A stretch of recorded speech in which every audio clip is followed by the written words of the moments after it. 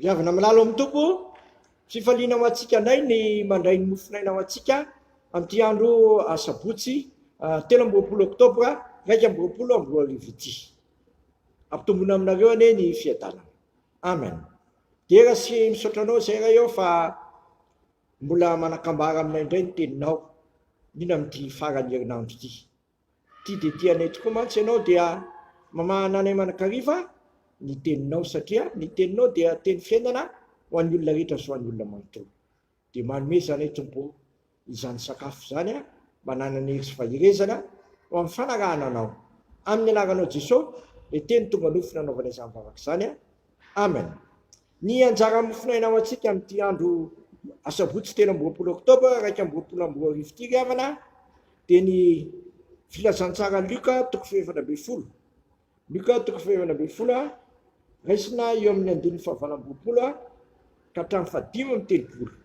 Luka 7:20 raisina eo amin'ny 9:20 ka hatramin'ny 5:30. Amin'ny anaran'i Jesosy, Jesosy tompo no miteny manao hoe: fa iza moa aminareo raha tahanao tilikambo no tsy mipetraka aloha mihevitra zay ho lany anaovany izany na misy havitany azy na tsia, fa andreo rehefa nanao ny fanorenana izy ka tsy mahavita dia andatsa azy zay rehetra mahita ka na hoe io olona io dia nanomboka nanao trano dia tsy nahavita.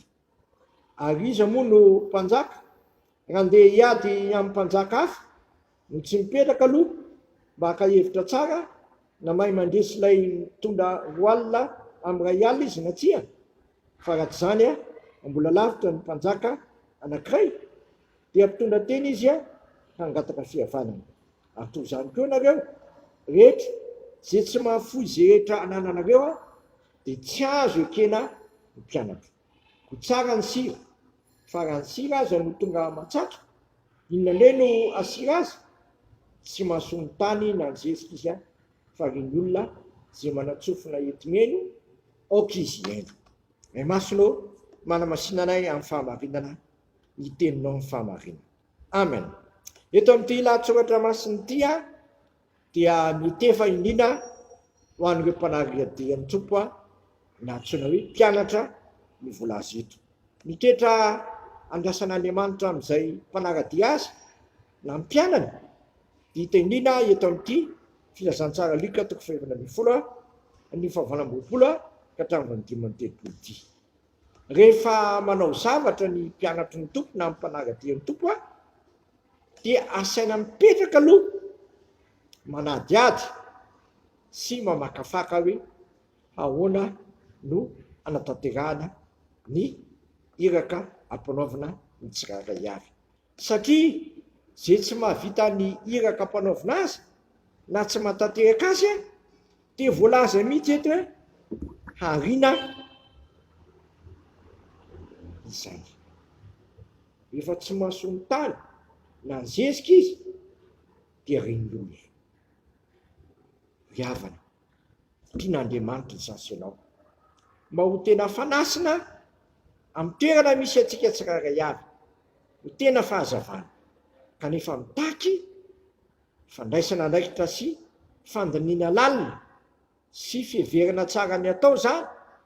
Fa raha tsy manao izany ianao dia lazaina fa raha ny sira no tonga matsatso, inona indray no asira azy?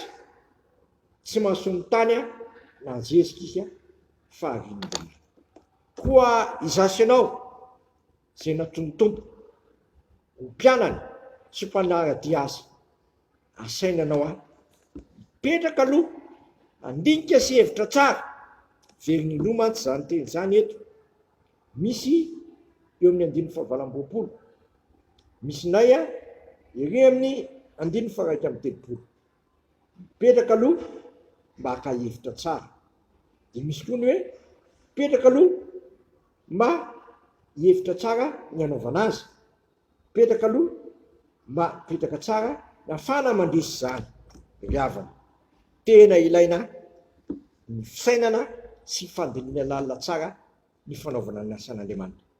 Tsy mila maimaika fa mandinika lalina tsara ary mila mihaino tsara an'Andriamanitra vao manatanteraka, satria ny torohevitra rehetra sy ny toromahaka rehetra dia tsy amin'ny alalan'ny fahalalanao fotsiny fa amin'ny alalan'ny fifandraisana lalina amin'Andriamanitra.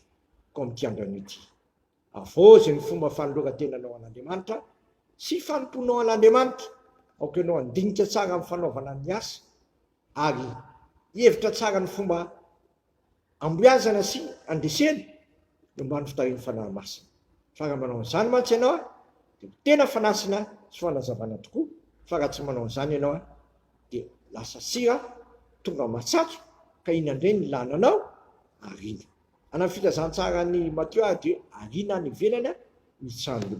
Tsy izany nandaharan'Andriamanitra anao fa ianao tiano mpanompo mahatoky vita be sy efa be amin'ny fanarahana any ka mianara amin'ny mandrakariva sy mitoera tsara ho aminy fa miaraka amintsika dia tsy avelany tsy avokatra ho amin'ny fanaovana ny sikapony. Amen. Misaotranao izay raha eo fa tianao izay hevitra tsara ny ataonay ary andinika lalina tsara mazony mahomby amin'ny ataonay rehetra. Dia mio anay tompo izany fahazavan-tsaina sy fahendreny izany amin'ny fanatanterahana ny asa sy tena marobe tokoa dia sahan'ny olonao tsirairay avy amisy atokantrano isam-baravarana ny amin'izao vanim-potoana izao sy niala tamin'ny confinement be dia be ny asa miany be dia be ny zavatra tao ka mila mandinika tsara sy mihevitra tsara satria tianao izay mba tsy hoe anao nefa tsy navita tianao koa izay mba natatehaka nefa ao aomby fa tsy hoe tsy aomby. Dia irinao izay tompo amin'izany dia aoka izay toetra tsara aminao sy anatra aminao manakariva fa aminao izay no mahay ny zavatra rehetra ny apôstôly Paoly. Dia sitraka ny ary hivavaka hoe anay izay ny an-danitra masina ny naranao tonga ny fanjakanao atao ny sitraponao ity atany tahaka ny an-danitra menay ny anina sahazo anay mamilany elokay tahaka na melana izay moka taminay aiza mitondra anay mifankampanahy fa manafana ay amin'ny ratsy tonao ny fanjakana sy ny hery ary voninahitra manakizay. Amen. Tanterahany tompo amintsika ny zotrodrano tononona minahagay zanaka fanamasina zao raiso amin'ny finoana sy fanantenana ary fitiavana izany. Ary Andriamanitra ny fanantenanany amena anareo amin'ny fifaliana sy fiadanana rehetra amin'ny fonareo mo hitombonareo amin'ny fanantenana no ny herin'ny fanamasina. Matoky izay nianatra anareo sady izy anina nefa izany. Amen. Voninahitra ane ho an'Andriamanitra rerany amin'ny anaran'ny Ray sy ny Zanaka ary ny fanamasina. Amen.